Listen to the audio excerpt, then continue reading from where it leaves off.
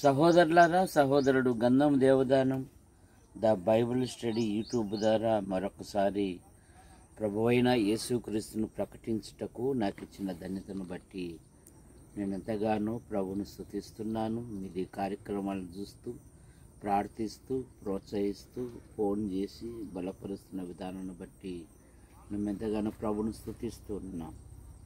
ఈ సందర్భంలో మన దేవుడు 46వ కీర్తన మొదటి వచనములో దేవుడు మనకు ఆశ్రయమును దుర్గమునై ఉన్నాడు, ఆపత్కాలములో ఆయన నమ్ముకొనదగిన సహాయకుడు.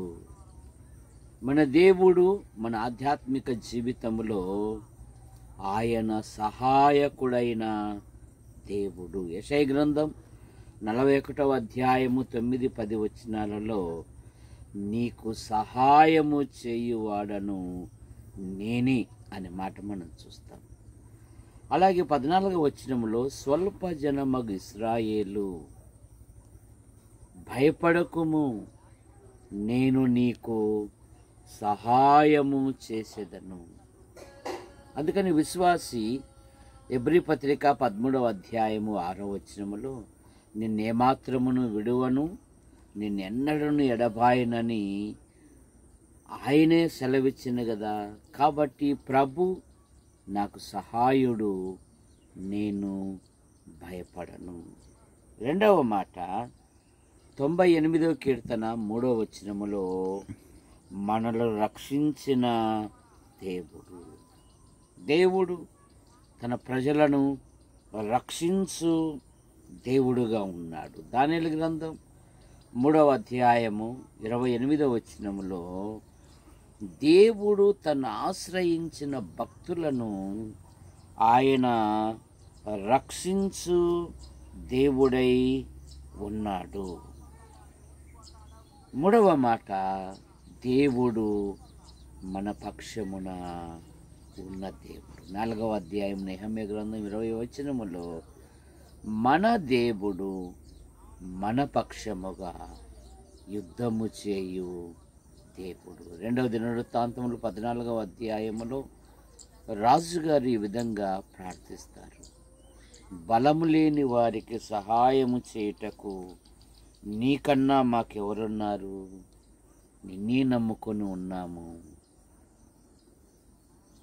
నరమాత్రులు నీ పైన జయము నొందనీయకమని ప్రార్థింపగా దేవుడు అద్భుతమైన విజయాన్ని ఇచ్చినట్లుగా మనం చూస్తాం. యెహోషువ గ్రంథం 24వ అధ్యాయము 17వ వచనములో మనము వెళ్ళిన ప్రజల మధ్య మనలను రక్షించిన దేవుడు. కొంచెం దూరం పోయి పైనుండి కింది కదా, పైన అట్లా మనం వెళ్ళిన ప్రజల మధ్య మనలను రక్షించిన దేవుడు. అందుకే దావీదు అన్నాడు కదా, గాఢాంధకారపు లోయల గుండా నేను సంచరించినను ఏ అపాయమునకు భయపడను, నీ దుడ్డు కరయు నీ దండమును నన్ను ఆదరించింది. కనుక మన దేవుడు ఆశ్రమై ఉన్న దేవుడు, మన దేవుడు రక్షించు దేవుడు, మన దేవుడు మన పక్షమున ఉన్న దేవుడు, మన దేవుడు మనల్ని పోషించు దేవుడు, మన దేవుడు మనలను కాపాడు దేవుడు. ప్రేమించిన మా తండ్రి, సహోదరుడు గంధం Devadanam the Bible study YouTube ద్వారా వీక్షిస్తున్న ప్రతి వారిని దీవించండి. ధ్యాని కుటుంబాన్ని దీవించండి, నాని కుటుంబాన్ని దీవించండి. నాని భార్య గర్భవతి, గర్భంలో ఎదుగుతున్న పిండాకుని దీవించండి. మంచి పోషకాలు దయచేయండి, సుఖప్రసవను దయచేయండి. నాని తల్లిని, అలాగే చెల్లయ్య కుటుంబాన్ని, నాని కుటుంబ సభ్యులను దీవించండి. యేసు ప్రభువా, డానీ తల్లిని, అక్క కుటుంబాన్ని దీవించండి.